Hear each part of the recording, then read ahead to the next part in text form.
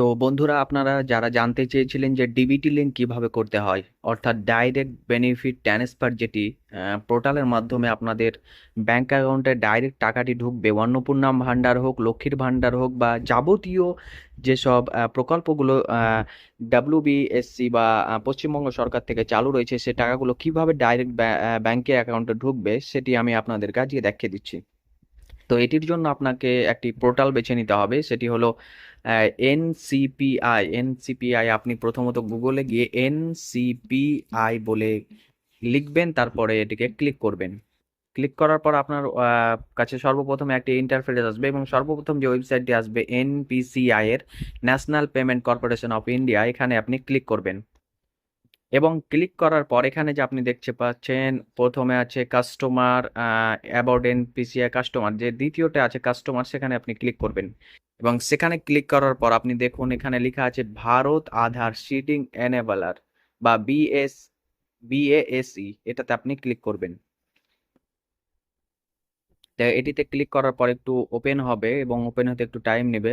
তো এখানে আসার পর আপনি এই যে দেখুন, আপনার বাম দিকে লেখা আছে আধার ম্যাপ, আধার ম্যাপিং হিস্টোরি, আধার সিডিং ডিসিডিং, অ্যাকাউন্ট ডিটেলস বা রিকোয়েস্ট স্ট্যাটাস চেক। তো আপনি প্রথমে আপনার আধার ম্যাপ স্ট্যাটাস দিয়ে চেক করে নেবেন যে আপনার আধার কার্ডের সাথে কোন ব্যাংক অ্যাকাউন্টের লিঙ্ক বা ডিবিটি আছে। তো প্রথমে আপনি এখানে ক্লিক করবেন, এবং এখানে ক্লিক করার পর এখানে আপনার আধার কার্ডের নাম্বারটি ক্লিক করবেন। আমি আধার কার্ডের নাম্বারটি ক্লিক করছি, আপনিও আপনার মতো ক্লিক করে নেবেন।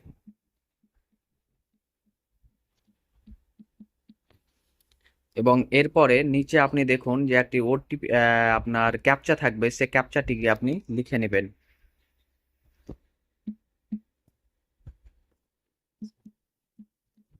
এবং এরপরে চেক স্ট্যাটাসে আপনি ক্লিক করবেন। চেক, আমার ক্যাপচাটি ভুল হয়েছে, তো আমি আর একবার টিপে নেব।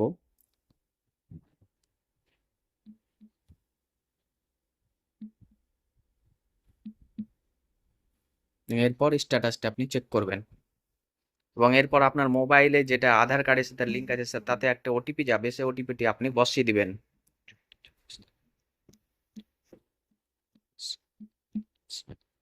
এরপর আপনি কনফার্মে ক্লিক করবেন, এবং তারপরেই দেখুন আমার পাঞ্জাব ন্যাশনাল ব্যাংকের সঙ্গে ডিবিটি লিঙ্ক রয়েছে বা আধার কার্ডের সাথে লিঙ্ক রয়েছে। আপনি দেখতে পাচ্ছেন এখানে লেখা আছে mapping status enable for DBT, তো পাঞ্জাব ন্যাশনাল ব্যাংক। এবং এটা আমার কখন আপডেট হয়েছিল, মানে আমি কখনই করেছিলাম 27/12/2020 সাল থেকে আমার এটা ডিবিটি রয়েছে। তো যাই হোক, এটা হয়ে গেল। এবং এটার পর আপনি কি করবেন, এবার যদি আপনি আধার সিডিং, মানে আপনি অন্য কোনো ব্যাংকে নিতে চান, হয়তো আপনি পাঞ্জাব ন্যাশনাল ব্যাংক রয়েছে, তো আপনি নিতে চান এখন স্টেট ব্যাংক অফ ইন্ডিয়া বা আরো অ্যাক্সিস ব্যাংক অফ ইন্ডিয়া, এসব যে আপনি নিতে চান, তাহলে আপনাকে এখানে আধার সিডিং ডিসিডিং যে বাম দিকে আছে সেখানে ক্লিক করতে হবে। তো এখানে আমি কনফার্ম করে এটাকে চেঞ্জ করে নিচ্ছি। তো দেখুন এবার চলে এলো, আপনাকে এখানে আপনার ইন্টার ইউর আধার, এখানে আপনার আধার নাম্বার বসিয়ে দিতে হবে। তারপরে request Aadhaar, request for Aadhaar seeding deseeding, আপনি যদি সিডিং করতে চান, মানে আপনি যদি আধার কার্ডের সাথে ডিবিটি লিঙ্ক অন্য ব্যাংক অ্যাকাউন্ট করতে চান, তাহলে আপনাকে সিডিং এ ক্লিক করতে হবে। আর যদি আপনি কিছুই না করতে চান, যদি ডিসিডিং করতে চান, মানে যে ডিবিটি করবেন না, তাহলে আপনাকে ডিসিডিং এ ক্লিক করে রাখতে হবে।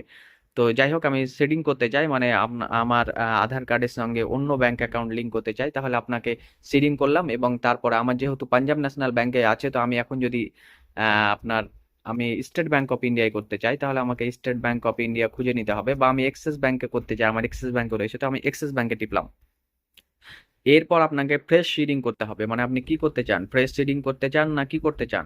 যদি আপনি প্রথমবার হয়ে থাকেন তাহলে আপনার ফ্রেশ সিডিং হবে। আর যদি আপনার আগে থেকে লিঙ্ক করা থাকে তাহলে movement same bank with another account, মানে ধরুন যে আপনার এক্সিস ব্যাংকের অ্যাকাউন্ট আগে থেকেই ডিবিটির লিঙ্ক ছিল, কিন্তু আপনি এক্সিস ব্যাংকেরই মধ্যে আরও একটি অন্য অ্যাকাউন্ট আপনার লিঙ্ক করতে চান, মানে আপনার ধরুন যে দুটি অ্যাকাউন্ট রয়েছে এক্সিস ব্যাংকে, তখন আপনাকে দ্বিতীয় ব্যাংকের জন্য দ্বিতীয় নম্বর অপশনটা চুজ করতে হবে।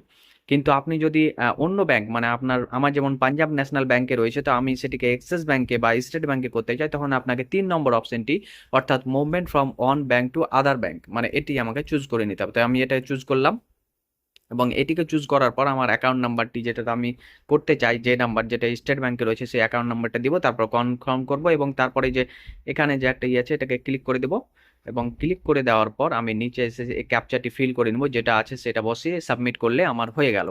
তো এইভাবে আপনাকেও এই কাজটি করতে হবে, তবেই আপনার এই কাজটি হয়ে যাবে এবং আপনারও ডিবিটি লিঙ্ক হয়ে যাবে। এছাড়াও আরও অন্য রকম অপশন আছে, সেখান থেকেও করা যায়।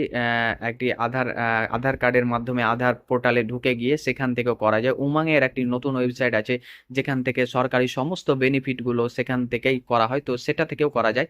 তো আমি আপনাদেরকে সহজ পদ্ধতি যেটা সেটাই শিখিয়ে দিলাম। তো আশা করি আজকের এই ভিডিওটি আপনাদের পছন্দ হয়েছে। যদি ভিডিওটি ভালো লেগে থাকে তাহলে অবশ্যই ভিডিওটিতে একটি লাইক, এবং এরকম আরও ইনফরমেটিভ ভিডিওগুলো পাওয়ার জন্য এই চ্যানেলটিকে সাবস্ক্রাইব করবেন এবং পাশের বেল আইকনে ক্লিক করে থাকবেন, যাতে করে আমরা যখনই নতুন ভিডিও আপনাদের সম্মুখীনে আসি তখন তার নোটিফিকেশন আপনাদের কাছে পৌঁছে যায়।